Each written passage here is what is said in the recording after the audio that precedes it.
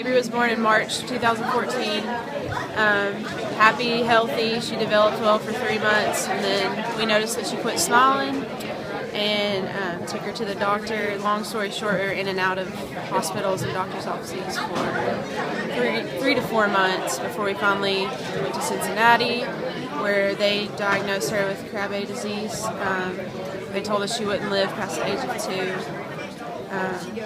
2 weeks before we got her diagnosis, we unexpectedly found out we were pregnant again. And then when we received her diagnosis, they told us, since it was genetic, that our second child could potentially have that disease also. So 2 months to the day later, we found out that our second child also had Krabbe. So we arranged treatment and everything at Duke University Hospital. In the meantime, in February, Mabry passed away. She was almost 11 months old, 6 days shy of that. And then March, we left for Duke, and Owen was born March 30th. When underwent stem cell transplant.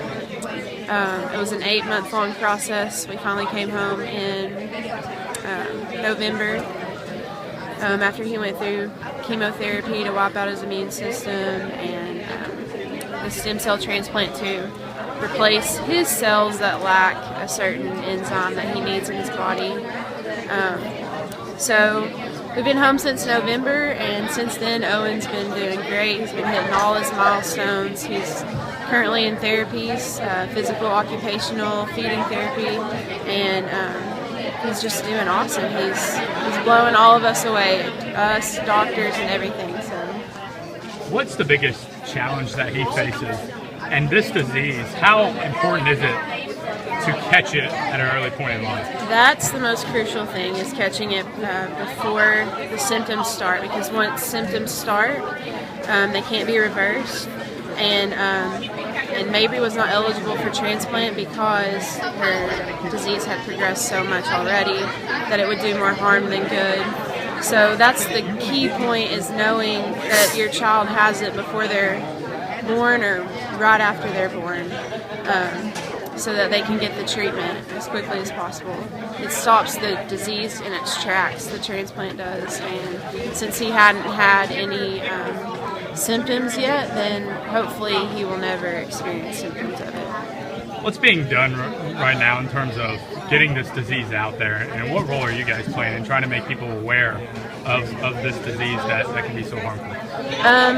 The first thing that made us kind of angry when we found out was that it wasn't on newborn screening. Had it been on the newborn screening, Mabry could have had a fighting chance for her life as well. So the first thing we did was write letters to our legislatures. My mom, my dad, my husband and I did, and we heard back from Bill Dunn and Becky Massey, and they drafted a bill which passed back in July, called the Mabry Kate Webb Act, that is supposed to add Krabbe and 4 other leukodystrophies to the newborn screening in Tennessee, hopefully within the next year or so. So that was the first thing we wanted to get done, was so that this would not happen to any other families. How much does basketball provide an outlet for you and your family? It's a lot of work, but when we had Mabry, it was kind of an outlet for us. We couldn't take her a lot of places because she was unable to do a lot of things, and she was a lot more susceptible to catching things like the common cold and pneumonia, which are crucial to it's just devastating to them more so than it is to us. So basketball was kind of an outlet for us to take her somewhere other than the 4 walls of our home.